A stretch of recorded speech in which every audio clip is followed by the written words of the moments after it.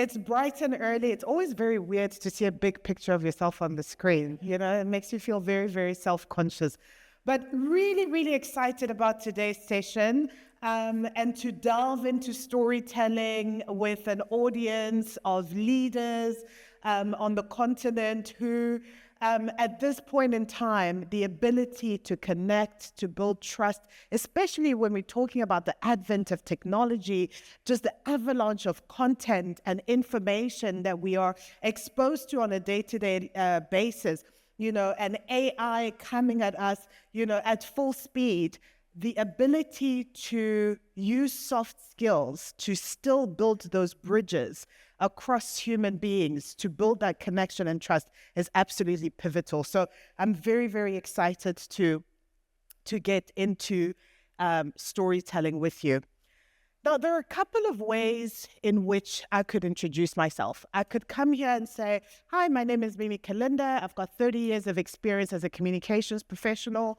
I'm a master storyteller, and I've walked this journey. I own this company called Africa Communications Group, and we help individuals, brands, organizations, and governments to tell impactful stories, build their brands, manage their reputation, and manage their image. But to be honest, that wouldn't be as compelling, right?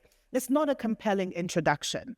Yet, that's how we build relationships. That's how we show up. And that's how we expect people to experience us at an interpersonal level as well as on a professional level. I've been inspired by the work of Simon Sinek. How many of you in the room have heard of Simon Sinek, watched any of his stuff?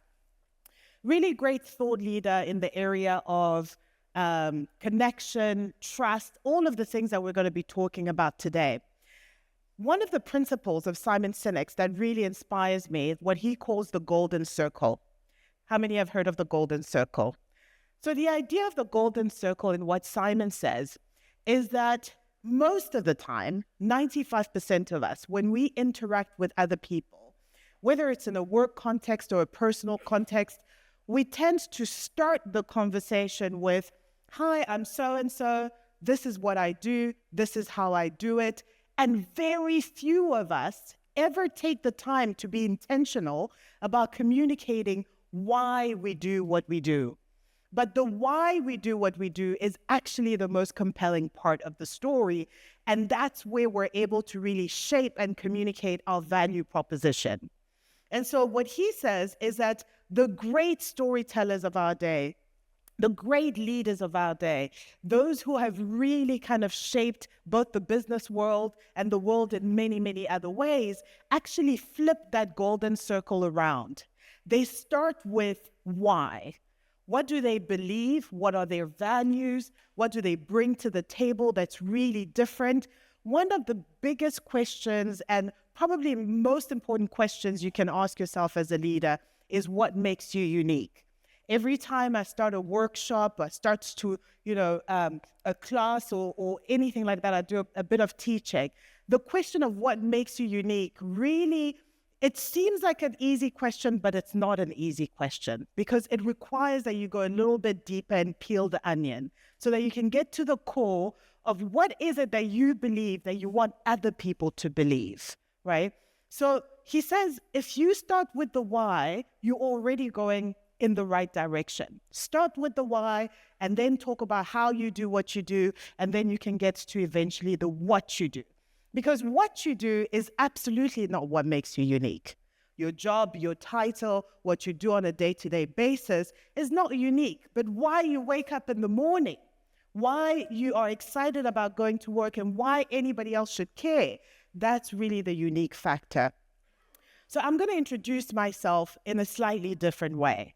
I've already said, I'm Mimi, this is what I do, etc. Following the first format of what Simon says is not what actually makes great leaders and great storytelling. But let me tell you a little bit about myself. I'm a mother. I always put that first and forefront in terms of who I am and kind of where my values come from. I have 3 beautiful children. George is 18, Sarah is 15, and I have a little one called Kumi, and he is 10 years old. By pure happenstance and complete fluke, they just happened to be born in different parts of the world. And because they were born in different parts of the world, they all have different passports. It's very difficult for us as a family when we have to travel to decide, who needs a visa to go where and what's happening and so on. George, who's 18, happened to be born in Brussels, right? And so he has a Belgian passport. Kumi, who was born a couple of years later, was born in Accra, in Ghana. Who's been to Accra? Beautiful city. He was born in Accra, and so he's Ghanaian. And so when Kumi was born, something became quite evident to me, was that although they both came from me and they were both my children, they were probably going to have very different experiences in life purely because of the perceptions that people have of somebody walking around with an African passport versus a European passport. And I found that to be extremely unfair.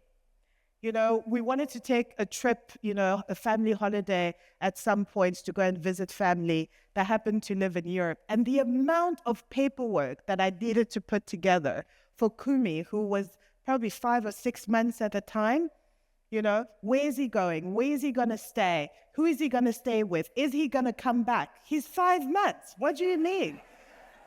What are the chances that he's going to disappear in the middle of Budapest by himself, And so I found that to be something that, for me as a mother, really compelled me to think deeper about what it means to be African and also what it means in people's eyes that one is African. I started to think about the fact that some doors would be open to George and others not to Kumi. The fact that he could just get on a plane and go anywhere in the world, but his brother couldn't. That from an educational perspective, he was probably going to have access to some institutions that Kumi, his brother, wouldn't. And so I started to think about what is it that shapes perception, specifically when it comes to the continent.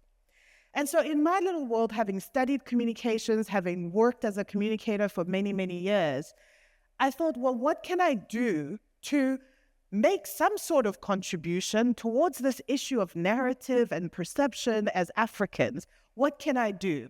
And I thought to myself, well, what would happen if over a period of time, and I'm only one of the people who's doing it, but if we found and told and shared at a wide scale stories of Africans who are doing extraordinary, anti-stereotypical things so that we can start at the individual level. Because we're talking about the narrative of an entire continent, but actually what matters is what people are doing, leaders like yourselves are doing at an individual professional level, that when we start telling those stories at a critical mass, perhaps we can start to really shift that narrative. And that narrative doesn't just affect me and my family, it affects us in so many different ways.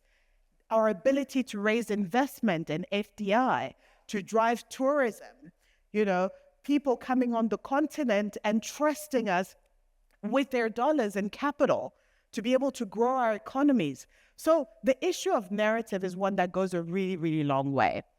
And so for me as a communicator, I've taken it upon myself as part of an ecosystem of other communicators who care about the same things, to find stories of African leaders, individuals, companies, incredible stories that we can tell at a global scale. And my hope is that one day that work will lead to a slight shift that will then become a bigger shift of the narrative of the continent that we love and that we live and work in. And so my company, Africa Communications Group, we all wake up, my team and I, with the mission of going out there, finding those stories and creating the platforms and the how and the influence of using those stories to shift the narrative of Africa. And that's why we do what we do. So my name is Mimi Kalinda.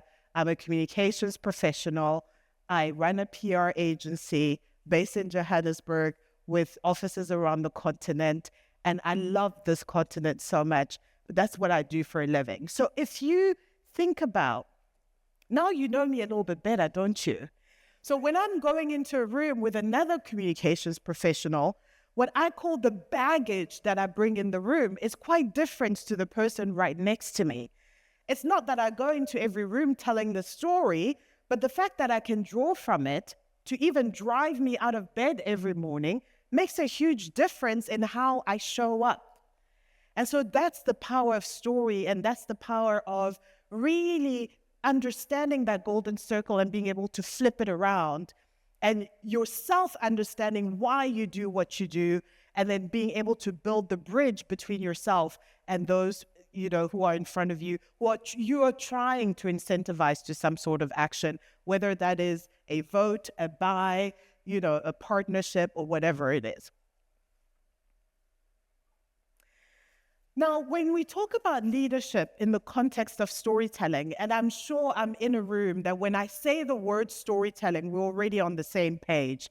Because sometimes we hear storytelling and we think, oh, that's so wonderful. We're all going to sit around the fire and read some books and watch some movies. And that's what storytelling is all about. But I know that I'm in the sort of room that understands that when we talk about storytelling, we're actually talking about the ability to drive influence and the ability to engage stakeholders in a way that drives them to take action by shifting their perceptions, right? So very much looking at it from a strategic point of view. Leaders use storytelling to build nations if this is the intention they wish to pursue. I want to stay on this point a little bit because we need to talk about why storytelling matters in the context of leadership.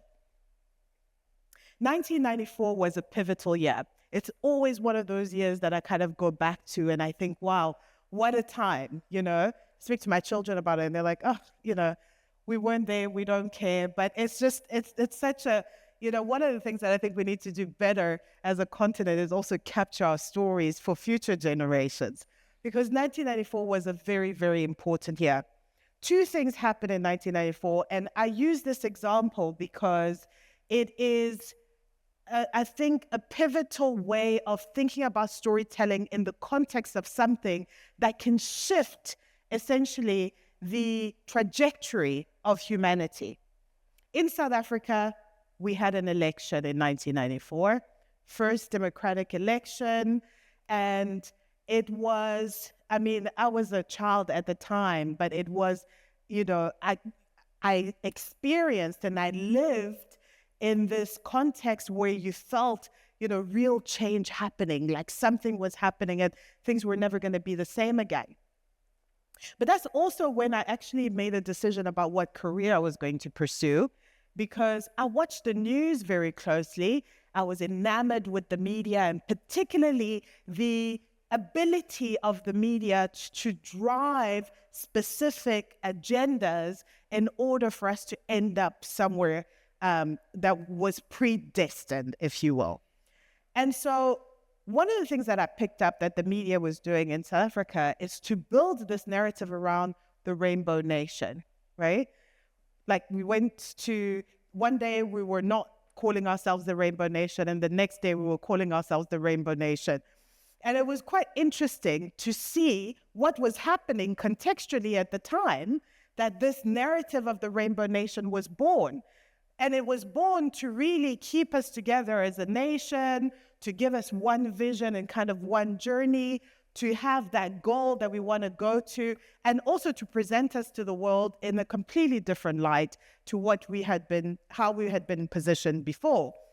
And so that narrative of the Rainbow Nation was actually also made up of many, many stories that the media was producing at the time in order to make us buy into the bigger narrative of the Rainbow Nation.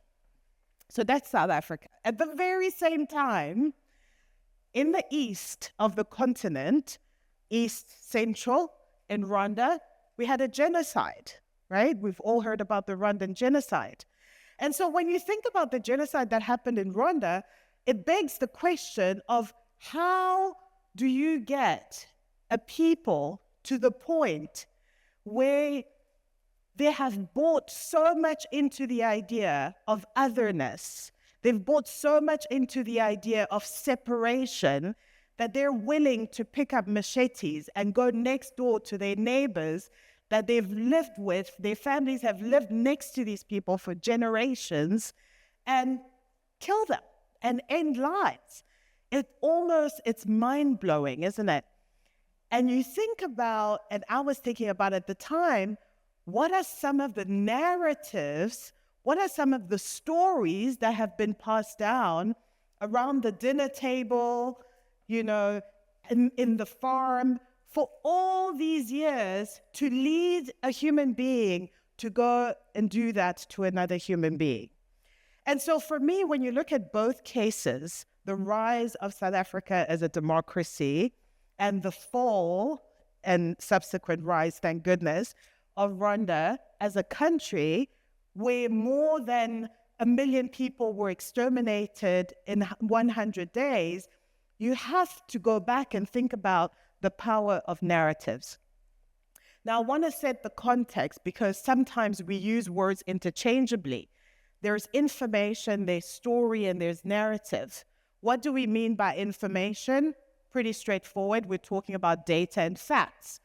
Stories is when you start to take information and you're deliberate about putting structure to that information and putting it in a specific sequence. But narratives are the things that move nations, organizations, and people. The things that inspire become uninspiring, but the narratives are the things that actually drive behavior. So I really want us to get us on the same page in terms of what are narratives and what are stories, because narratives are a collection of stories that are told intentionally with an agenda. And so when you think about it at an organizational level, we've spoken about how narratives can change the course of humanity by getting us to act in a certain way because we've been conditioned to perceive each other in specific ways. How do we take that and then bring it into the context of our organization and our own leadership? What are the narratives that we are, what are the pieces of information, of data and facts that are circulating within our organizations that lead to stories that people are exposed to and or telling themselves that then leads to narratives that we have either intentionally nurtured or that are there that we might not even be aware of, that are making up what our corporate culture is, how people show up, how you experience them, how they do their jobs, and how you as a leader are being perceived. So I invite you to start thinking about some of those things. What are the stories, the pieces of information circulating around your workplace and your ecosystem at the moment? What are the stories that are born as a result of those? And what are the narratives that you as leaders are driving that are either benefiting you and working to your advantage or not? And can you be deliberate about creating, nurturing, sharing stories that leads to narratives that are more inspiring, that are more compelling, that drive people to take the sort of action that you want them to? So a question for you to have a little bit of a reflection around. Now, why does this matter? This matters because most of the time as leaders, we're solving for behavior. We want people to behave a certain way, specifically when we're talking about corporate culture. We want people to do certain things, to think a certain way in order for us to be successful, in order for us to meet our objectives, in order for us to meet our financial targets. We need the people that we lead to be a certain way. But then what I want to ask you is, how do we get to be who we are as a professional, as an individual, etc.? Because I want to recognize the fact that we lead in different spaces too. How do we get to be who we are and to act the way we do? What drives us to action? And so if you go back to the issue of narratives and how they're born, my theory is that before you start to spend a lot of time trying to tweak behavior or try to incentivize your stakeholders to action, it's helpful to go back and ask yourself, what are the perceptions that are driving action? And what are the stories that are driving those perceptions?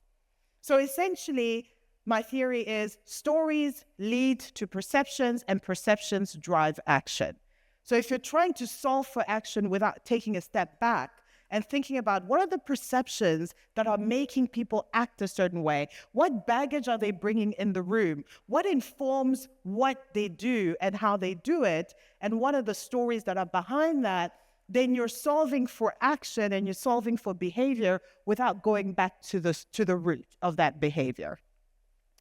So data and logic can inform us, but stories are really what move people. And I think it's really important to keep that in mind from a leadership perspective. You can share a lot of data and a lot of information, and I work with, people who are subject matter experts. And sometimes being a subject matter expert is a double-edged sword, because you know so much that the way that you communicate what you know is as if you're talking to yourself all the time. You don't take into consideration that everybody else who might be in the ecosystem may be completely lost as to what you're actually saying. So the ability to be able to communicate, not to simplify, but to communicate in such a way that you can create those connections, that you can build that trust, that you can build that credibility as a subject matter expert, but still remain in your humanity and your ability to connect with other people as a human being is extremely important. So I believe that leaders who are able to master the art of storytelling are leaders who are actually changing our world today. And like I mentioned before, in a world that's saturated with information, in a world that is so driven by technology, your ability to go back to your basic humanity and think, I'm sitting across from somebody else, I've got information to impart. How do I frame it in such a way that is going to land with the person sitting across the table is extremely important. So storytelling and leadership is the intentional crafting of narratives that inspire action, build trust, communicate vision. And then I want to talk about the difference between our rational brain and our emotional brain. Because the beauty about stories is that they don't just touch us at an intellectual level. They also touch us at an emotional level in our heart. Good stories. So let's watch this short video that talks about the connection between where we're trying to drive people in our vision and the ability to really touch them at an emotional level in order to drive them to action.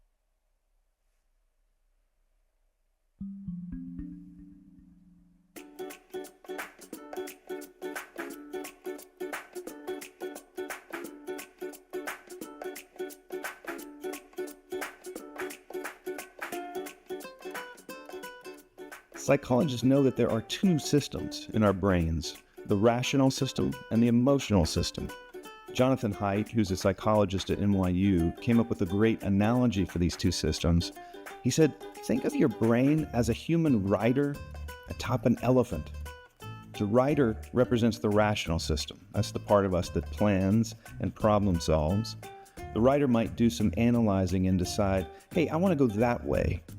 But it's the elephant, representing the emotional system, that provides the power for the journey. The rider can try to lead the elephant or drag the elephant, but if these two ever disagree, who would you bet on? The elephant has a 6-ton weight advantage, and it's exactly that power imbalance that makes adopting new behaviors very hard. If you want this duo to head a new direction, you also need to think about the path, which represents the external environment. This duo is more likely to complete a journey if you can shorten the distance and remove any obstacles in their way. So bottom line, if you want to lead change, you've got to do 3 things. Give direction to the rider, knowledge of how to get to the destination.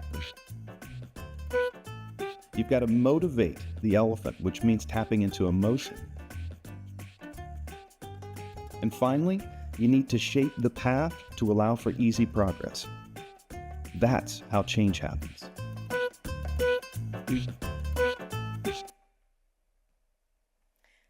Something like 90 to 95% of our decisions and behaviors are constantly being shaped non-consciously by our emotional brain system. We are emotional beings first before we're intellectual beings. And the people that you lead in your spaces act from their hearts first before they act from a rational space. In fact, I would go one step further and say that we first make decisions at an emotional level and use our rationality to justify those decisions.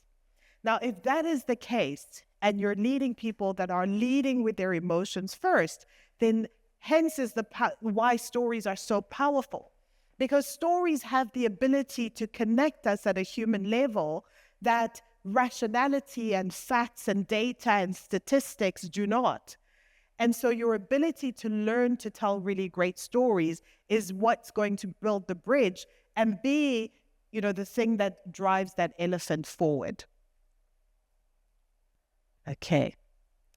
So having said that and having laid the context around why storytelling actually matters, I want to delve a little bit into the how. And the how for me are these three pillars: content, format, and delivery. And if you can master those three things as a storyteller, specifically in your leadership roles, it's going to make all the difference in the world. So what do we mean by content? The content is the what. So think of yourself putting together a PowerPoint presentation, a keynote speech, a masterclass, or whatever it is, opportunity that you have to really stand in front of an audience, even if it is in a boardroom in front of two people. Are you intentional about the what you're going to say, and how do you build a narrative around the what? I always say any given story has a multitude of facts and data and content that you could potentially put together. So being able to take a step back and say, what is it that I want to achieve? What's my intention in this particular instance? And how do I then choose the type of content that I want to put together in a really deliberate and purposeful way in order to be able to communicate what I want to say? So authentic personal experiences, if we say that we lead from a place of emotion, then it goes without saying that human stories are the stories that really move the needle. I recently did a bit of an exercise with a colleague of mine who participated in one of my workshops. They are an executive at one of the telcos, and they were talking about financial inclusion and how they were building this tool for this company to get more people who are currently in the informal sector banked. And so as we went through his presentation, he had all sorts of graphs and infographics and facts that he was kind of spewing out. A real subject matter expert that owned his narrative and knew exactly what he was talking about. And so I had to stop him and say, let's just take a step back. This tool that you're creating, who is it for?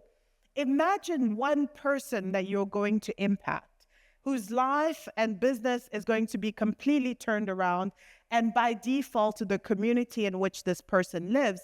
Give that person a name and give me a little bit of their background story. Where are they now? What are the issues that they're struggling with? What are the challenges that they're facing? And if we were to apply this solution to their context, how is that going to change anything? And so he had to go back and reflect, and he came up with a name and he came up with a persona, and this person was a real person. And he said, I know so-and-so, and this is what they're struggling with. And if we as a company were able to invest in the solution and create it, it would make all the difference in the world for this person's business. But because this person also happens to be a leader in their community, it would make all the difference in the world for the community in which they live. And so we included that story. We actually led his presentation with the story of this particular individual. And then he spoke about how the solution was going to be put together, how much it was going to cost, how much the company would need to invest, and what the return on investment would be. But the fact that he gave this solution a face, or the impact of this solution a face, and it wasn't just something that was kind of on a graph and, left for people to wonder, made all the difference in getting buy-in when he was standing in front of Exco and having to sell this idea, and in order to move the people in the room, not just to see the numbers on the screen, but to be able to put a face to those numbers and to the impact that the company was going to have. And so content is really important, and the ability to tell impactful human stories really helps us bridge that gap between rationality and emotion. And then there's format, which is, obviously speaks to itself, which is the structure of stories and how we put stories together. I always give this example because, I do, and I think it's a light example. How many of you here like romantic comedies? Very few. All alone. I guess you're more of a thriller, action movie audience, right? Yeah? Okay, for those of you who like romantic comedies, I'm going to give you a quick example. So you go to a movie, and nowadays movies cost a lot more than they did, back then. It's like a whole fortune just to go on a movie date with my children. You buy the popcorn, you sit there, and also movies are much longer now. It used to be about an hour and a half. Now you have to be in the movie for like 3.5 hours. So it's quite an investment, both of time and money. So the movie you're going to watch goes something like this. This is the script. John meets Mary and they fall in love. They have this wonderful courtship. They date for a couple of years, and then, they decide that they want to get married. And they get married. They have, all the things that people write about as the cause of divorce. This doesn't happen to John and Mary. They are the happiest couple you've ever seen. And they're married for 45 years, never have any issues, have 3 beautiful children. Their children, by the way, succeed in everything they do.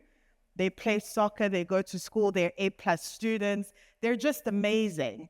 And also, John and Mary never really get old. They still look fabulous, in their 60s and 70s. And they just walk around and everybody's like, oh, I want to be a John and Mary.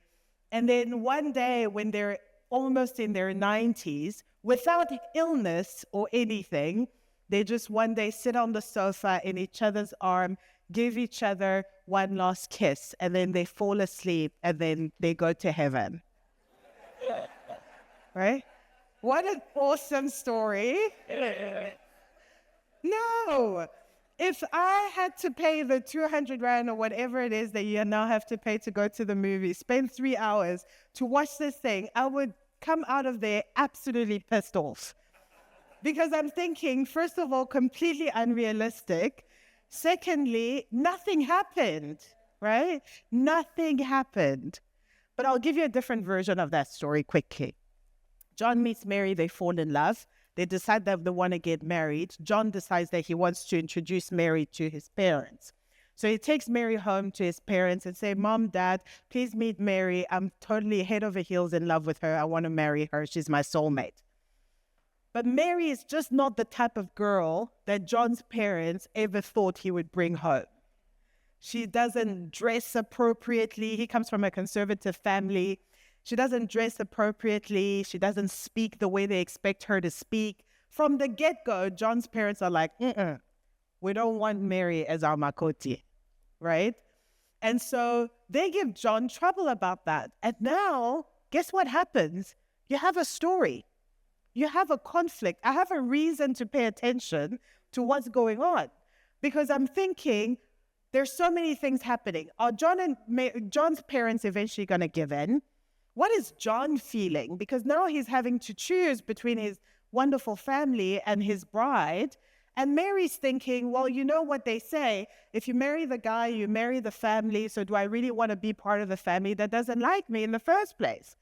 And so now we follow a story that is going to unfold and is going to keep us occupied, right? And I'm emotionally invested for those 2 hours to see the end. That is the importance of format in terms of how we tell stories. The human brain is conditioned to want to solve for something. We want to solve a problem, a change, a challenge, etc. A lot of the time when we tell our stories and when we package our stories, we try to focus on the good things that have happened. And these are all the wonderful things I've done in my career as a leader, specifically from a leadership perspective. We have this idea that we need to show up in a specific way, shiny and, all beautiful to our audiences and our stakeholders. But actually what creates that human connection and that emotional connection that we were talking about when we saw the rider and the elephant is the challenge, is the change. What conflict have you had to solve? Where did you have to show up that it was really, really difficult?